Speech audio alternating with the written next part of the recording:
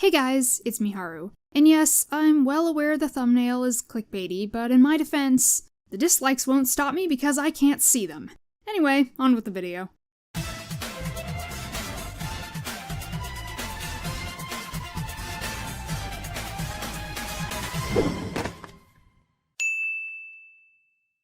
Fourth mainline entries. They're always a mixed bag, aren't they? You could get something that's generally well received, like Crash 4, or you could get, well, something that I like but is critically panned by a majority of fans. So, as we eagerly await a true fourth game for Spyro, I think of everything it could do to be a perfect follow-up to a beloved trilogy. But I can't help but also think of everything that could go horribly wrong. Now, of course, what makes a game good or bad in the eyes of its audience is mostly subjective.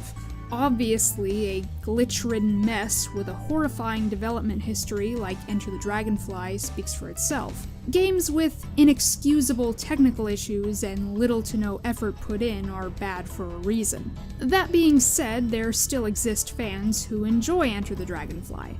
I mean, even I would play it over the Eternal Night, but that's just me.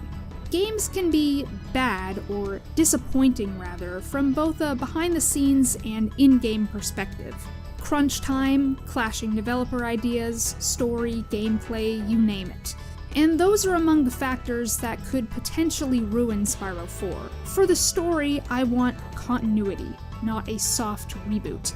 It should take place after the events of Year of the Dragon, which, yes, Enter the Dragonfly did, however, do it right this time. You can still have the characters celebrating the baby dragons being back in the Dragon Realms, but do it without relying on a returning villain whose presence is never explained and name-dropping that makes no sense. Referencing Spyro's past adventures should be implemented naturally while still creating a brand new experience.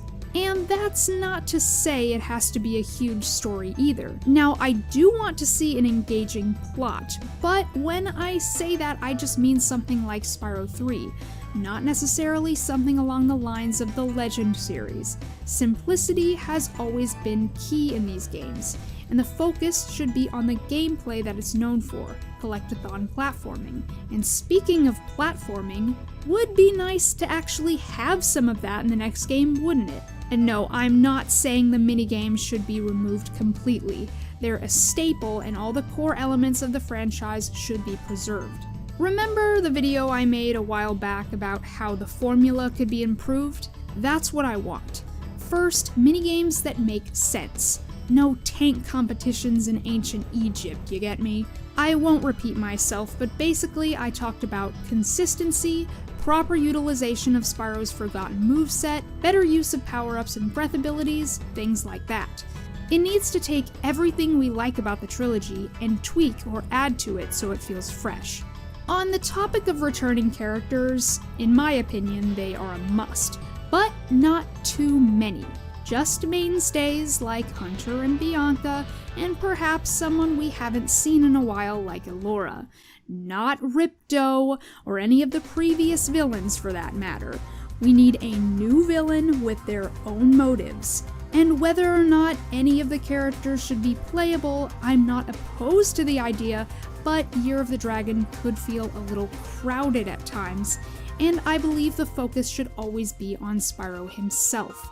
As for difficulty, I think that should come from the platforming, having to think and figure out how to reach out-of-the-way areas or find secrets instead of tedious trial-and-error missions.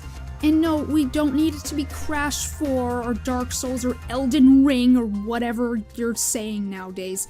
If it can't be enjoyed casually, then it's not Spyro.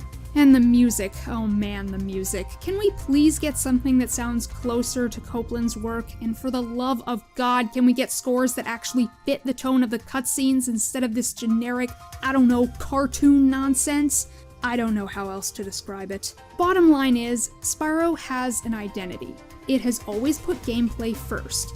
If for any reason Spyro 4 sacrifices that for something like insanely high-quality graphics or a cinematic story that feels like you're playing a Pixar movie, it could really detract from the overall experience. Don't get me wrong, Rift Apart is a fantastic game that does this well, but Spyro doesn't need that. Reignited was just fine with what it brought to the trilogy, and to get something that's just like that, while maybe preserving the charm of the originals a little better than it did, is all I can ask for. That's gonna do it for this video, guys. Let me know in the comments below what would ruin a new Spyro game for you personally. As always, don't forget to subscribe for more casual gaming content, and I will see you next time. Until then, this is Miharu, signing off.